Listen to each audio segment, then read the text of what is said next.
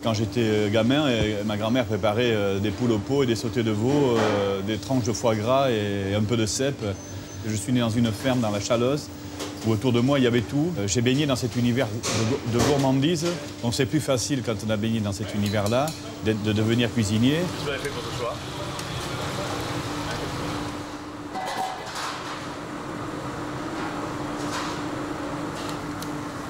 Est-ce que vous montiez sur les escaliers pour aller prendre la confiture des parents ou Oui.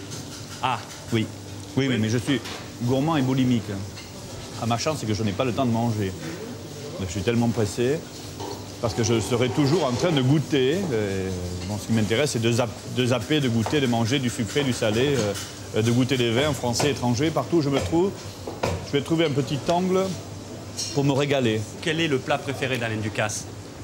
C'est pas de la cuisine, c'est un rouget de roche, de Méditerranée, non écaillé, non vidé, non assaisonné, sorti de l'eau, juste grillé dans sa coque d'écaille.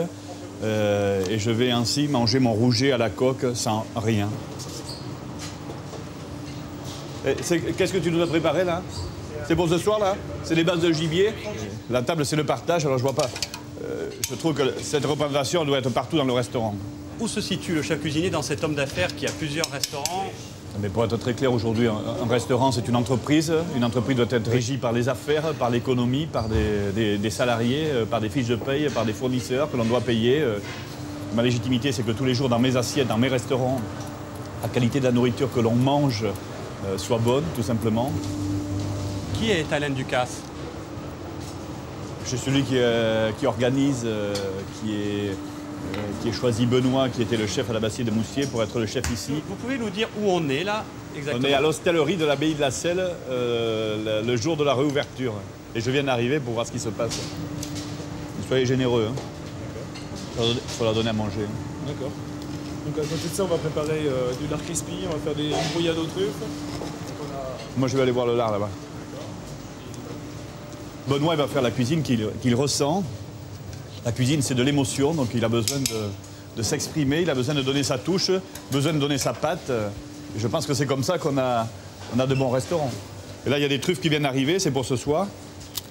Alors justement... Elles sont juste sorties de terre. Hein. Bon, c'est les premières. Mais pour les premières, je trouve que c'est assez bien parfumé. Montrez-nous.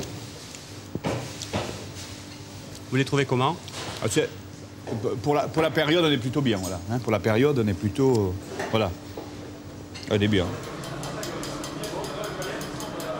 J'ai une fille qui se régale, comme tous les enfants, de ce qu'on lui propose, de ce qu'on propose aujourd'hui dans le fast-food, bien évidemment, mais ce qui n'empêche pas aux enfants en général d'aimer la cuisine que l'on propose. Et par chance, petit à petit, les enfants de nos écoles vont finir par apprécier ce qui est meilleur que ce que l'on propose dans la cantine scolaire d'aujourd'hui, bien évidemment. Vous dites donc que la génération McDo, on peut quand même la surmonter un petit peu? Ça vous fait bondir? Non, mais la réponse vous appartient. Charge au cafetier, au boulanger, au charcutier de proposer de bonnes baguettes croustillantes, d'y mettre un bon jambon et de la vendre avec le sourire à un prix accessible pour que les jeunes retrouvent un peu le chemin des cafés, qui sont quand même moins impersonnels que les McDo. Mais la réponse vous appartient, c'est à nous de répondre. Il ne suffit pas de constater. Il faut dire qu'est-ce qu'on a fait pour s'opposer. On n'a rien fait pour s'opposer. Il faut proposer des baguettes croustillantes, du bon jambon, du bon beurre, des cornichons qui ne soient pas ramollis, à un bon prix, avec des cendriers qu'on a vidés auparavant, et en souriant aux gens qui viennent vous apporter. Vous croyez que c'est faisable? Mais bien évidemment. Moi, je goûte tout. Hein. Donc là, Vous avez quand même monté un établissement, un deuxième, un troisième, et vous en êtes aujourd'hui à votre 9e. C'est un très bon toast foie gras.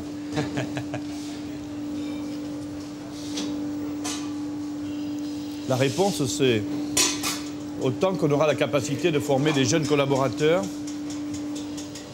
qui auront à leur tour la capacité de prendre en charge une cuisine, d'y imprimer leur personnalité. Je pense qu'on aura la possibilité d'ouvrir des restaurants à partir du moment où on a des collaborateurs qui ont la qualité professionnelle et la formation suffisante pour à leur tour proposer leur cuisine. Une cuisine sincère, une cuisine de goût, une cuisine respectueuse de l'environnement régional dans lequel elle s'inscrit.